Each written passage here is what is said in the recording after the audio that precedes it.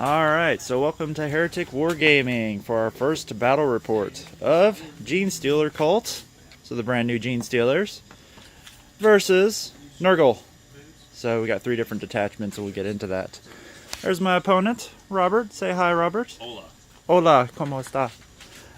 So we are playing ITC format for this mission, so we rolled up Scenario 4, which what's yours is mine. And so I guess I'll go over my list. Robert's still putting away a few things. So my list, so right here. So we've got a battalion detachment of Nurgle Demons. It is a total of 59 Plague Bearers in 2 different squads with all the bells and whistles. We got Banner Bearers. We also got instruments. We've got Epidemus. We've got a Spoilpox Scrivener, a Poxbringer, and 4 Nurgling bases doing their forward deployment. We've got my Death Guard. So it's a Death Guard, what is it, Vanguard? Outrider detachment. Sorry, I don't use fast attack often. And that is 3 double spitter plague drones with the Demon Prince of Nurgle. And he is my Warlord, and he's got the Separating Plate and Arch Contaminator. And then over here we've got a Chaos Space Marine Spearhead. So we've got 2 Defilers with the battle cannons, combi bolters, and Power Scourge. And what else? Reaper autocannons, yes. And then we've got the single Mauler Fiend with the Lasher Tendrils. And then we've got my awesome Biker Lord right here. And he is Mark of Khorne. And I gave him a Power Axe, which I upgraded to the Axe of Blind Fury. And so I've got a total of 10 CP. I spent 2 CP to give me the Axe of Blind Fury. And then I also upgraded the banner for the colored squad right here to be the super banner for the, Plague Bearers.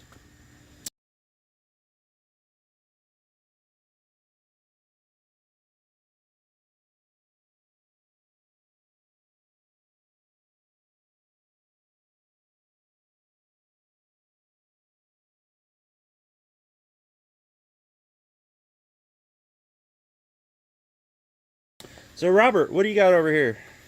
Alright, so we got 2 battalions of everything Genestealer.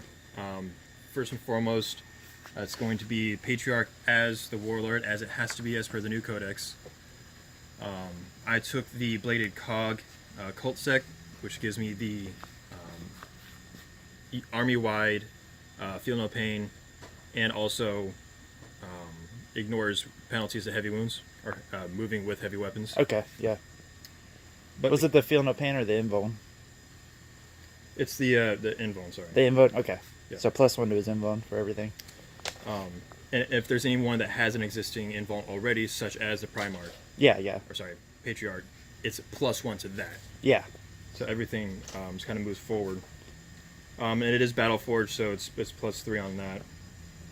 I spent 2 CP right off the bat on Brood Coven, which says that a Magus and a Primus can also take Warlord traits, along with the Patriarch, and I'll go over their stuff here in a second. And then also a Grandsire's Gift, which means I get to take 1 extra relic. Yeah. But as far as the army goes, we have the new Magus, the Lady Magus, unpainted, pretty cool model because they came out last night. The Primus, Patriarch.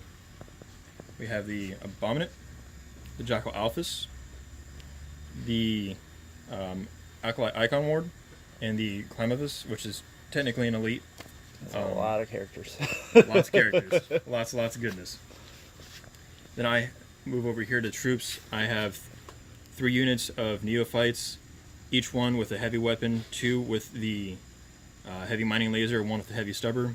Everything else is just going to be the auto rifles. Okay. The Jackals. So these are the new bikers? New bikers. So I'm taking a quad with each of them, so normally it's 4. I need to face the right way. But as far as the weapons loadout, it's going to be mining laser on each one, power axe for the leaders, and everyone else has demo charges and shotguns. Okay. So they're about as WYSIWYG as you're going to get as far as those go. I have the Cult Lehman Russ in the back with the battle cannon, las cannon, and the 2 plasma cannons, purely for destroying the vehicles that you brought. Yay! Goliath Rock Grinder with the incinerator and the demo charges. It also has the heaviest ever up top. Okay. Just for kicks. 2 Cult Chimeras, stock, bare bones. Just I needed them to absorb shots. Now here it's where we kind of get into the meat of things. Acolytes. So I have the 20-man unit, which is my flamer unit. Yep, so he's doing the crazy, so if you guys did not know, it's a unit of 20 acolytes with hand flamers, so that's 20 d6 shots if he gets into range, so it's which I will, don't pretty worry. Nuts. I have a 15-man unit here with heavy weapons, so it's going to be 3 rock saws, because it's every 5 takes 1 rock saw. Okay. And then just a single unit of 5 over there to kind of round out and get the battalion. Okay. And then I have the Aberrants. I have 5 with picks, 5 with the power hammers. Alright. And that about rolls it out. Sweet. So this is 2,000 points. So post our little introduction here, I'm going to go ahead and post our lists for you guys, because I know sometimes it gets lost in translation. You can't hear something, or you might want to copy something that we did. So we'll come back after our deployment and we pick our secondary missions.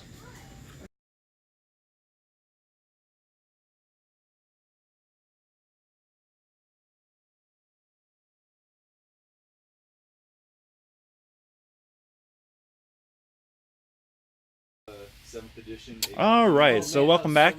So we have finished our deployment. So for our secondary missions, because we were playing ITC, let's see, Robert, he took Old School, Big Game Hunter, and Ground Control. And I took Headhunter, Old School, and Marked for Death. And I marked both squads of Acolytes and both squads of Aberrants. So you'll see a significant lack of models on the board. So this is how Genestealer Cults deploy, which is it's unique and different, right? Different. So he has the, what is it, the Patriarch, both squads of Aberrants, The Primus, the Abominants, okay. My Flamer Bomb, the Icon Ward, and the Clamavis in Deep Strike. So all that's in Deep Strike, right? And so for every model in Deep Strike, he then deployed a one of these little blip markers for basically a unit that's going to deploy on the field. One thing that we did notice for you Genestealer Cult players, you might want to find a way to mark the markers for the units. That way you know what's what. Because as you can see here, he has what, 3, 6, 9, 10 units? 10 units on a blip marker, so takes a lot of brain power to deploy them. But so I got the +1 for my roll. He's going through and he's picking out his cards. And so we're gonna roll for first. He's got a dice. Yeah. So +1. Oh, I got a 6. And are you trying to seize? Oh. No. Alright, he's not gonna seize. So I'm gonna come back after battle round 1, and you guys will see kind of where the Genestealers pop up, and we'll go from there. I want to show you guys how Robert decided to deploy his Genestealer Cult. So obviously you got the Lehman Russ in the far back, and you got one of his second big squad of Acolytes, right? Mm-hmm. Acolytes, they're back there in the corner. And then over here you got a small squad of Acolytes with the mining laser. You got both Chimeras with the Magus over here, and all the Bikers in the Goliath over there. So pretty crazy. This will be interesting. First time fighting these guys, and we'll see what happens. We're back at the end of Nurgle's Battle Round 1. I failed fantastically, only doing a few wounds to a Chimera. I think I took it down to, what, 7 wounds left? Yep. And doing a wound to a Biker. And that was about it. But my army doesn't have very much shooting. It only has 3 models that really shoot, other than the drones, which were way out. So hopefully I'll live through this first round, and I'll make it a game. So on to Robert's Battle Round 1. To the end of Battle Round 1 for the Genestealer Cult. So, lots of stuff happened. So you can see some Nurglings there in the front. I lost a couple. And a epic fail over here. He shot a bunch of stuff into plague bears, and I think he killed, after morale, he only killed 8. And then his little his sniper back there could not see the Scrivener, so he targeted Epidemus and missed fantastically. It was pretty funny. We both laughed. And then lastly, the Leman Russ back there did not move, and he subsequently exploded that, well, it didn't explode, but he killed one of the bloat drones there. So the score for battle round 1, we'll come over here. So Robert right now has a commanding lead of 6-3. So we'll see if Nurgle can come back in battle round 2. Stay tuned. Here we are at the end of Nurgle's battle round 2, so a lot has happened. So my shooting phase was not too fantastic. However, in the assault phase, I've basically taken out both chimeras here. I took out the squad of bikers there, the Goliath over there, and everything died because of how I was around. I did kill this squad of neophytes that was on that objective with some flamers and stuff. So my tally right now for Epidemus is 4. And yeah, that was about it. He's about to come in with a bunch of stuff. So one thing that did come up, and we'll probably check that. Maybe it'll be fact or something. So you guys know, there's this stratagem for Genestealer Cults. And basically he gets to summon a free unit. So he rolls 3d6, and he gets to add a unit to his army with power rating equal to or less than that. So it was a question that popped up. I'm not sure. So we're going to just kind of play it as is until we know what's going on. Because generally you have to pay points for that sort of stuff. So, but here we go. The end of battle round 2 for the Genestealer Cult. So a bunch of stuff popped in on this side right here. And he made a bunch of charges. However, so over here, the Poxbringer waxed his Primus, because the Primus failed to do anything, and then he failed all of his saves, and the Poxbringer killed him. I used my last 3 CP over here on Epidemus. So I gave him the reroll 1s to Disgustingly Resilient and +1 Invone. And so the Patriarch and the Clamavis, they both charged in. He did a bunch, I made a bunch of saves, and then I made, I think, every single Feel No Pain except for 1. And then the Clamavis wounded me because I failed my Feel No Pain there too. So, yeah, Epidemus held strong against the wave. Here the Defiler took a bunch of wounds and only killed 1 Aberrant in return. And all these dudes failed their save, or their charge. So right now the score, oh, and then I lost a ton of Plague Bears there in the middle, so let me go ahead and zoom in. Yeah, the Flamers. So that's the 20d6 Flamers. I did pop the +1 Invone for that squad, and I still lost a good chunk between morale and I think he killed 11. So that was really brutal. So, so the score right now is Genestealer Cult 9 and Nurgle 8. So we'll see what happens at the bottom of round 3. So the end of Nurgle turn 3. So I shot at the Leman Russ and failed, but you can see the Mauler Fiend is slowly grinding his way out of his big morass that he was in. The Corn Lord actually made it around, made it to the Magus, and waxed her with his big axe. Even though he missed 4 out of 5 attacks with the Blinding Axe of Fury, so that was pretty funny. The Demon Prince down here with the Poxbringer, they wiped out basically everything in this corner. Nurglings ran away. So over here in the ongoing battle of Epidemus versus the world, he took another 4 wounds, but he did kill the Clamavis. I killed 2 Aberrants there. He's down to 1 Aberrant there, so he's got his 2 characters and like 3 Aberrants here. And we wiped out all of the Flamer dudes over there, so I'm controlling that objective. So this might end up being our last round, so let's get to it. This is the end of battle round 3, so I have to get running. But so the last round was pretty quick, so what ended up happening here was my Defiler took it to the face and finally died. Over here I finally wounded the Patriarch, and then he killed Epidemus. Over there, a bazillion Plague Bears killed that last Aberrant. I did not consolidate them. And then over here, in a sign of I don't know what happened, but so my Corn Lord literally just tanked a whole Lehman Russ and took. Was it? I think he took like 2. Oh yeah, I put a. Sorry, he took 2 wounds, so he had 4 left. But in the end, so this was Robert's first ITC game and first time with the new Codex. So our final score was, and we did tally it as though it was the last round. So Robert got 17 because he got 3 big game hunter points. He killed 2 Defilers and Epidemus. He got old school, so he killed something the first round. He did not kill my HQ, but he did kill something the last round and had Line Breaker. And then ground control, we treated it as though this was the last round, so he got 2 points for that. I got 3 of my Mark for Dead units. I missed the other unit of Aberrants. Old school, I failed to kill something in turn 1, but I was able to recoup 3 points. And then Headhunter, I got 3 out of, 7 characters? Something like that. So, yeah, because he had like 3 characters in my backlines at the end.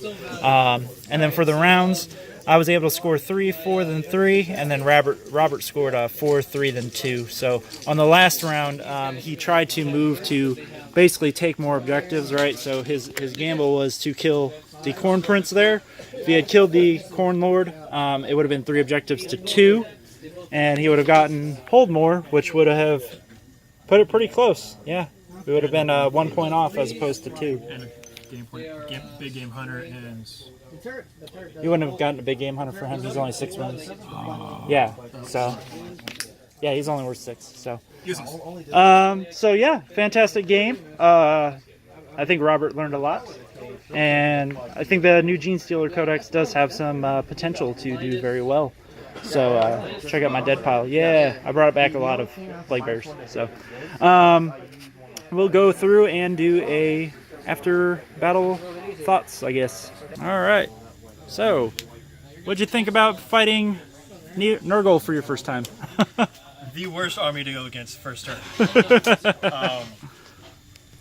I had nothing to answer to the Plague Bearers. I couldn't do it. There was characters, the monsters, everything else I had an answer to. I didn't even wipe a single unit of them. But what'd you think about the new Genestealers? I think that small few tweaks, like I'm going to merge my Aberrant squad because I had 2. There's really no need to, because then I can pull them all into 1 charge instead of risking 2, because that's what happened is I failed 1 charge. Yeah. Which was actually very, very detrimental. Bikers, I got to find a home for them. I got to find a way to get them useful. Yeah. I might not take 2 squads next time. I might save the points and bring a Sentinel, Scout Sentinel, something a little bit more frontliney. But the characters are amazing. Yeah. Characters are phenomenal. There's so much potential. Yeah. So many new options. Yeah. The buffs from the Icon Wars, Yeah. the Clamavis, Yeah. These guys are. Ugh. But yeah. There's so much potential. And the stratagems are so much fun. Yeah. No, you guys have a lot of crazy stratagems. So, but no, it was a great game, and so hopefully you learn a bunch. Oh, tons. And we'll definitely get another rematch. So. Not against Nurgle. That's all I play, though. I'll borrow someone's army for you. Okay. We'll play something else. All right. I guess I'm playing something else next time. So, yeah, great game. Did you paint that guy? Did you paint him? No, I had my friends here in town paint him for me. Okay. That's pretty good. I like the... so he's got a neat little aquarium. What is that? Aquarium... aquarium grass. Okay. So yeah, no, fantastic game, and yeah, we'll definitely get a rematch. So thank you again, Robert. So Thanks. Fantastic, and yeah, I'll do my post rep when I get home because I gotta go get barbecue. So. So thank you guys for watching my very first video battle report. I used to do written battle reports all the time on Daka, and so this is kind of a new format that I'm trying out. Please leave comments if you guys think maybe certain segments could be a little longer, or maybe there's something that you guys would like to see. The whole idea behind these battle reports is to try to summarize. The biggest thing for me is like there's a lot of dead space in between the game, you know, people are discussing rules or dice rolls or whatever, or there's debates, and to me that kind of detracts from the whole point of a battle report. So, but as for my thoughts of the game, so Robert was an excellent opponent.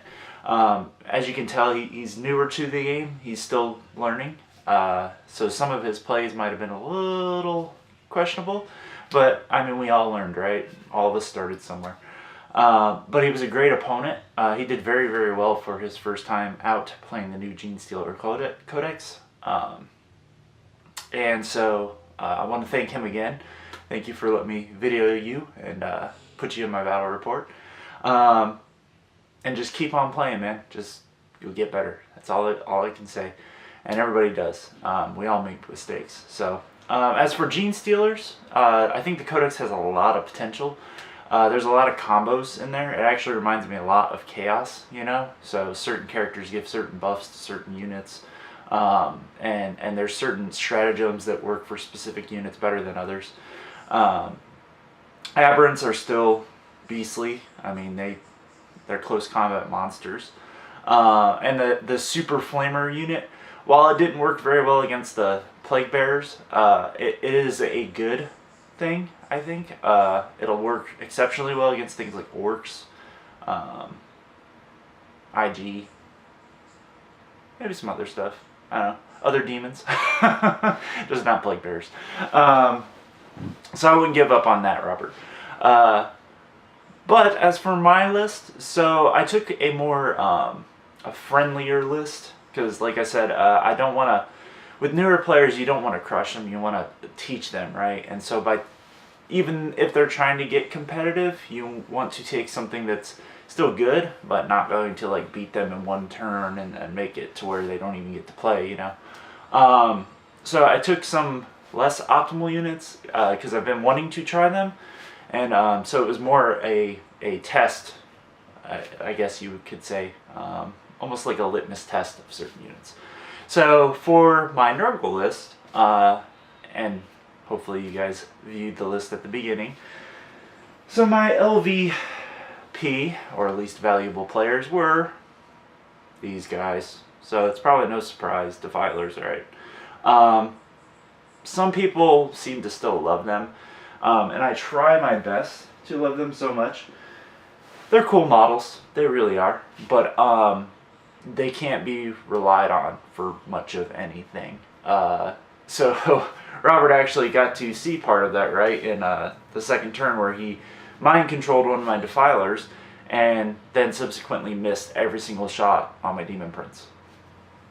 And I told him, welcome to my world, man. It happens all the time. But in close combat, they do tons and tons of damage. Like, tons of damage. You just got to get them there.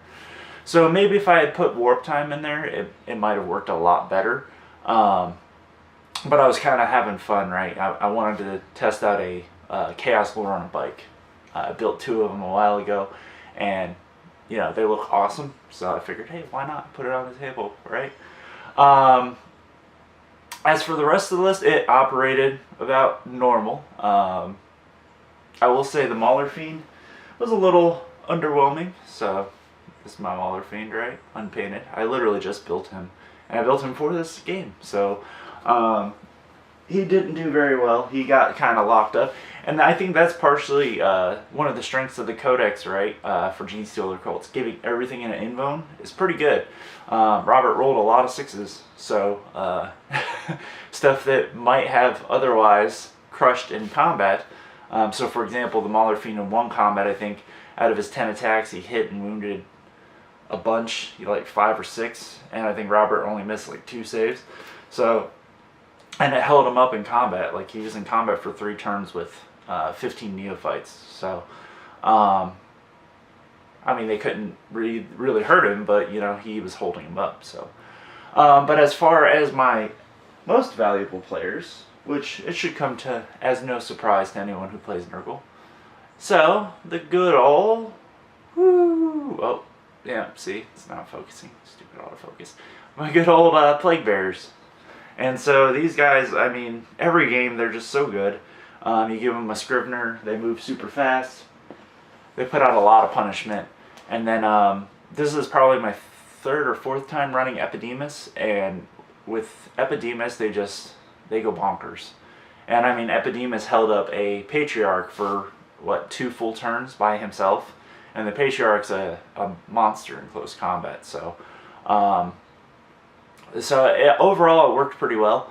I will say, if I run something like this again, I'm going to swap out the drones, put back in my PVCs. I will probably end up completely cutting the CSM detachment out of the list, and just doing more Nurgle demons, maybe some plague drones. I mean, there's a lot of ways I could go. I could even just keep the drones in, the bloat drones, and just add in 3 PVCs. Who knows? But it is fun though. It's fun to run Nurgle Demons list and Nurgle Demon Engine list. It's just hard to do it well, if you know what I mean. So, but it was a great game. It was a lot of fun. I know I said a lot, so I gotta get better at that. But that's for me to figure out and you guys to enjoy. So I hope you guys enjoyed my game. Please look forward to some more, and I'll come right back at you with some great new content. Thank you again.